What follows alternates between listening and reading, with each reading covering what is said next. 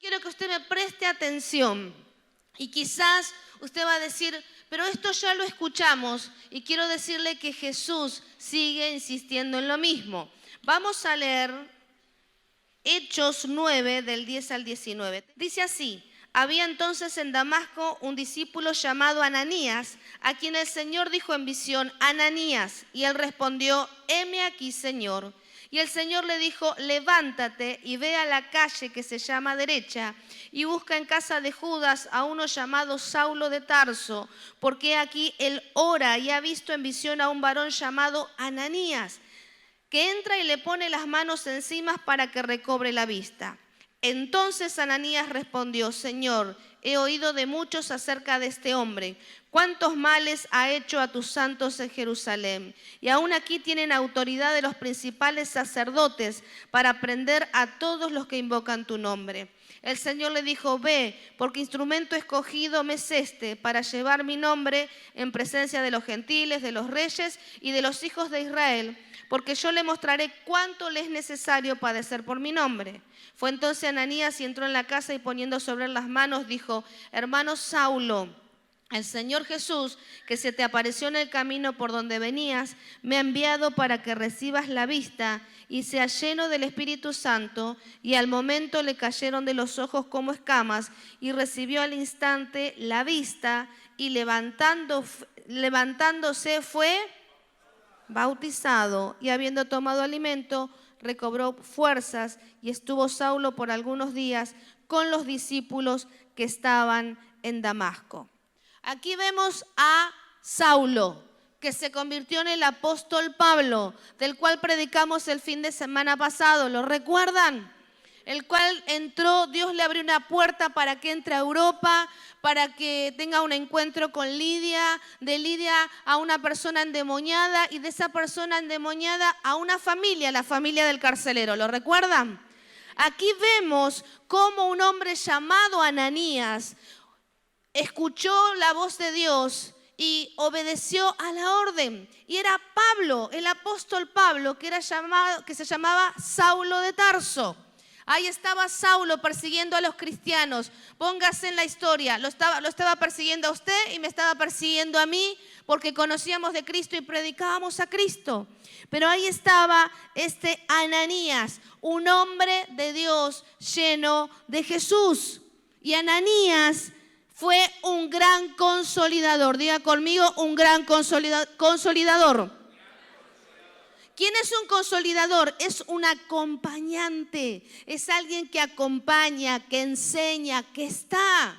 Es aquel que nos puede ayudar y nos puede guiar en el camino de Cristo. La clave de la consolidación es el consolidador. La clave que una persona permanezca es aquel que lo acompaña. ¿Cuántos dicen amén? Es importante ser buenos consolidadores, buenos acompañantes. Tener esa convicción espiritual que el Señor te está enviando. Y quizás tengas vergüenza, tengas temor. ¿Cuántos han tenido vergüenza de ir a hacer una visita, de levantar un troquel? Sean sinceros, muchos. Otros no son tan tímidos, otros son recanaduras que no tienen ningún problema, son extrovertidos, no tienen problema, van adelante, avanzan, hablan. Qué bueno, porque esos son los evangelistas, ¿sí? Los que hablan, los que predican, los que no tienen ningún tipo de vergüenza. Y gloria a Dios por ellos. Pero muchas veces hemos luchado y Ananías luchó con el temor, con la vergüenza, porque Dios lo estaba enviando a visitar a alguien que los estaba persiguiendo para matarlos. Un amigo Dios, ¿sí? Pero Señor, este es el que nos persigue, a los santos, a los de la iglesia, a nosotros. A Dios no le importó. ¿Qué le dijo? Levántate y anda a hacer esa visita. No voy a dar ningún ejemplo actual para no herir susceptibilidades. Amén. Hay que ponerse en movimiento. Durante 2 años tuvimos que manejarlo todo online, ¿sí? Y quizás usted está en su casa y está en la habitación, en una habitación, y el otro está en el baño y en vez de hablarse se mandan mensajes o WhatsApp. ¿Cuántos dicen amén? ¿Vieron? Hasta las relaciones se vuelven online. Pero tenemos que aprovechar a hablar con las personas, a levantarle la petición. Hay muchos corazones dispuestos. Aquellos que salieron a levantar las peticiones saben que es así. Hay personas muy necesitadas y hay personas en estos días que están esperando ser visitadas. De todas las peticiones que ustedes han levantado, alrededor más del 20% quiere una visita. Esto es mucho. Quiere una visita, aunque no te conozca, quiere que lo vayas a visitar. Por eso decirle al que está al lado, prepárate. Qué importante mirar a los ojos de una persona, como nos decía de este actor. Mirar, le dijo, no lo mires hasta que. Y pudo mirar los ojos de aquel que representaba a Jesús. Qué bueno es hablar con una persona y mirarla a los ojos, aprender a escucharla, saber que tiene necesidad. Qué lindo cuando alguien se acerca a nosotros y nos dice, ¿qué te pasa? No te veo bien. ¿Qué te está pasando? ¿Cómo estás con tu familia? Qué bueno cuando alguien se interesa por nosotros. Y a veces no queremos hablar, pero eso nos hace bien. Y las personas que no tienen a Cristo necesitan hijos de Dios que los vayan a escuchar, que los vayan a atender, que hagan como Ananías, que tuvo que viajar 3 días para visitar a este que lo estaba persiguiendo para matarlo. Jesús le dijo a sus discípulos, después de estas cosas designó el Señor también a otros 70, no solamente a los 12, a quien envió de 2 en 2 delante de él a toda ciudad y lugar a donde él iba de ir. Y les decía, la mies a la verdad es mucha, mas los obreros pocos. Por tanto, rogad al Señor de la mies que envíe obreros a su mies. Id, he aquí yo os envío como cordero en medio de lobos. No llevéis bolsa, ni alforja, ni calzado, ni a nadie saludéis por el camino. En cualquier casa donde entren, primeramente decid, paz sea esta casa. Y si hubiera allí algún hijo de paz, vuestra paz reposará sobre él. Y si no, se volverá a vosotros. Y posad en aquella misma casa, comiendo y bebiendo lo que os den, porque el obrero es digno de su salario. No os paséis de casa en casa. En cualquier ciudad donde entréis y os reciban, comed lo que os pongan delante y sanad a los enfermos que en ella haya, y decirle, se ha acercado a vosotros el reino de Dios. 10 nos relata el mandato de Jesús. Vayan de 2 en 2. Lleven la paz a los hogares. Sanen a los enfermos. Amada iglesia, si vas a una casa y hay alguien en una cama, en una silla de rueda, con un dolor de cabeza, con un dolor de muela, con un diagnóstico de cáncer, inmediatamente ora por los enfermos. Si hay alguien con una depresión, ora por liberación, por sanidad, para que Cristo traiga sanidad y libertad a esa casa. Quiero decirte que no tenés que esperar que venga la iglesia, no tenés que esperar a tu líder, a tus pastores, sino que lo podés hacer en el nombre de Jesús. Y podés liberar a aquellos que están oprimidos, que están angustiados. Nosotros somos los portadores de la paz y de Cristo. Por eso, en segundo lugar, tiene que haber una persona dispuesta a ir. Amén. Saben que Dios es un Dios bueno, pero se enoja con sus hijos cuando no lo obedecemos. ¿Cómo tantas personas pueden levantar tantas peticiones, hacer estrategias, salir a las casas y los demás no? Se trata de una determinación y de una decisión. Más que nunca los acompañantes terapéuticos del reino tienen que ponerse en acción. ¿Amén? Y tenemos que buscar a las personas. Es importante que como consolidador estés conectado con Dios. El Señor le habló a Ananías a través de una visión y le mostró, como leímos al principio. Y también le habló de manera audible. Dios habla de diferentes formas. Hace 2 fines de semana dijimos que David había consultado con Dios y Dios le dijo lo que tenía que hacer. El fin de semana pasado dijimos que el Espíritu Santo le prohibió a Pablo 2 veces ir a ciertos lugares hasta que le dijo dónde tenía que ir. Y acá vemos un hombre con una comunión, una relación con Dios que estuvo atento para escucharlo. Diga conmigo, Dios habla de diferentes maneras.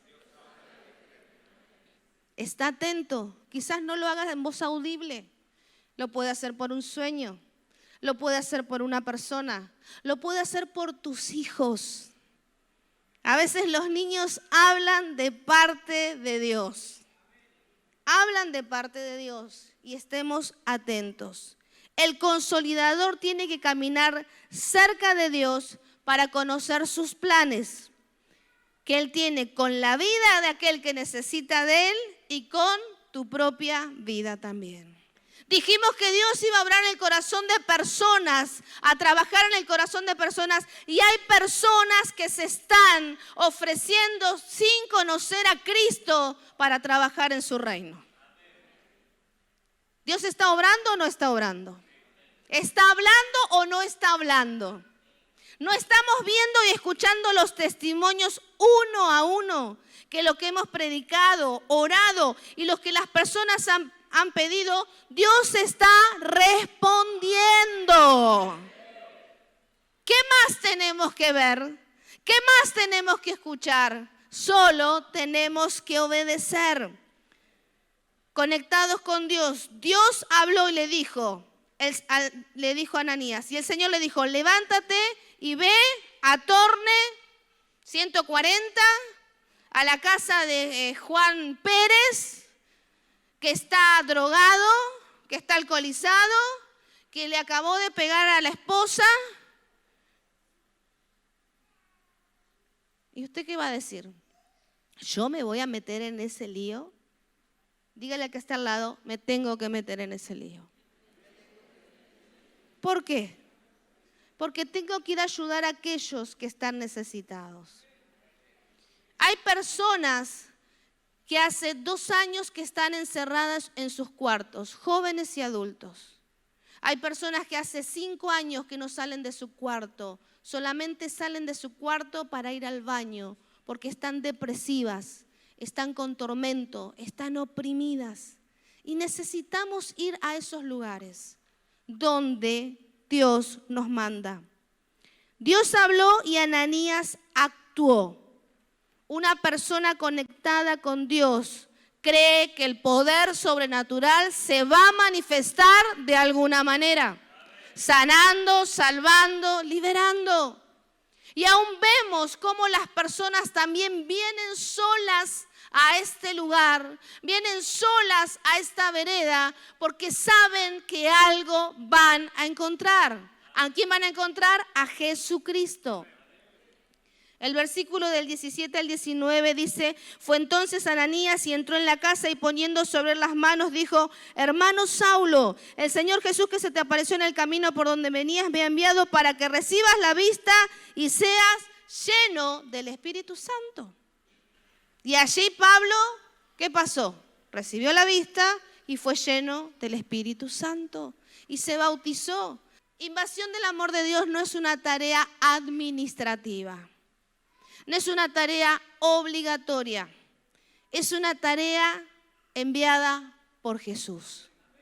Y Jesús lo dice en su palabra.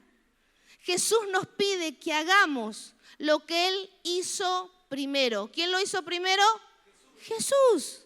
Por eso, en cuarto lugar, tenemos que estar motivados y llenos de fe. ¿Cuántos tienen fe en esta noche? ¿Cuántos se activan por la palabra? ¿A cuántos nos motiva a escuchar los testimonios y saber que Jesucristo está obrando, sanando, salvando y respondiendo? Él lo está haciendo. Ahí estaba Ananías hablándole a Saulo de Tarso, que después iba a ser el apóstol Pablo.